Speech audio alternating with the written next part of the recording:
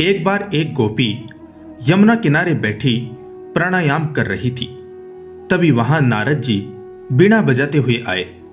नारद जी बड़े ध्यान से देखने लगे गोपी कर क्या रही हैं, क्योंकि ब्रिज में कोई ध्यान लगाए ये बात उन्हें हजम ही नहीं हो रही थी।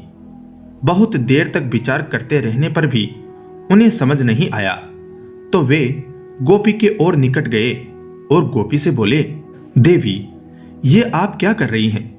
बहुत देर तक विचार करने पर भी मुझे समझ नहीं आ रहा, क्योंकि ब्रिज में कोई ध्यान लगाए, वो भी इस तरह प्राणायाम आदि नियमों सहित। ऐसा तो ब्रिज में कभी सुना नहीं। फिर ऐसा क्या हो गया कि आपको ध्यान लगाने की आवश्यकता पड़ गई?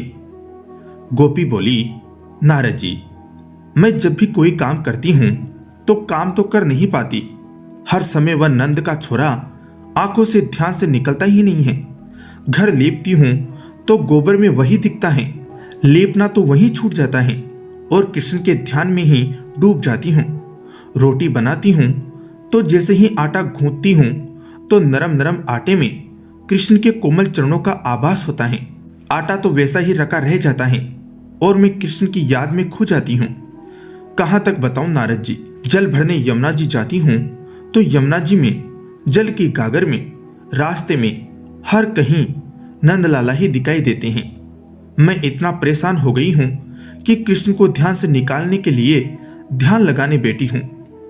हमें तो भगवान को याद करना पड़ता है, भगवान को याद करने के लिए ध्यान लगाना पड़ता है और गोपी को ध्यान से निकालने के लिए ध्यान में बैठना पड़ता है।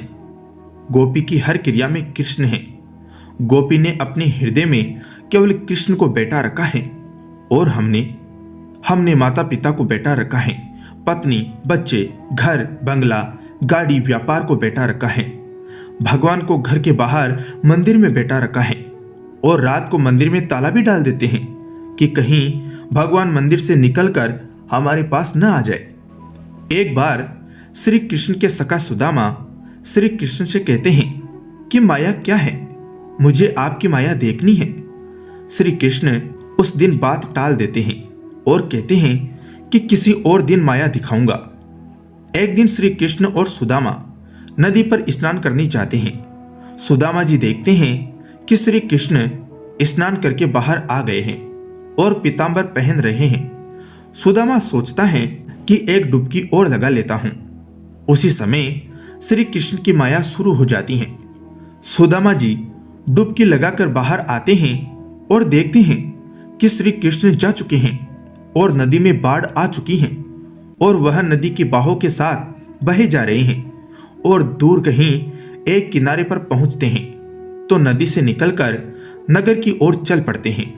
उसी समय एक हथिनी उनके गले में माला पहना देती हैं। नगरवासी सुदामा को बताते हैं, आज से आप हमारे राजा हैं, क्योंकि हमारे राज्य में किसी राजा के मर जाने के बाद हथिनी जिसके गले में माला पहनाती है वही हमारा अगला राजा बनता है। उसकी शादी राजकन्या से हो जाती है और वह राजा बन जाता है। उसके 2 बच्चे हुए, लेकिन एक दिन उसकी पत्नी की मृत्यु हो जाती है। वह पत्नी की मृत्यु पर विलाप कर रहा था। तभी नगरवासियों ने बताया कि उसे अपनी पत्नी की चिता के साथ जलना होगा, क्योंकि हमारे नगर का यही नियम है। सुदामा अब पत्नी का शोक भूल चुका था। सुदामा उन लोगों को समझाने लगा कि यह नियम मुझ पर लागू नहीं होता, क्योंकि मैं इस माया नगरी का रहने वाला नहीं हूं। लेकिन वह लोग नहीं माने, बोले कि तुम्हें तो पत्नी की चिता के साथ जलना पड़ेगा। सुदामा बोला कि चलो ठीक है, लेकिन मरने से पहले मुझे एक बार नदी पर स्नान कर लेने दो। हथियार बंद लोग उसके साथ भेजे गए कि कहीं यह भाग ना जाए।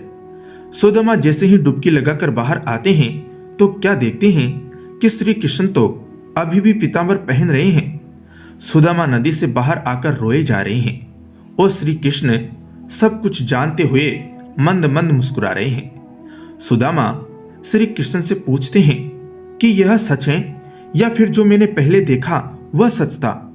श्री कृष्ण कहते हैं कि जो तुमने पहले देखा वह मेरी माया थी, भ्रम था, सपना था। जो तुम अब देख रहे हो वही सच है। मेरी माया सर्वत्र है, लेकिन जो भक्त मुझसे जुड़ जाता है उसे मेरी माया स्पर्श नहीं कर सकती। जय श्री कृष्ण।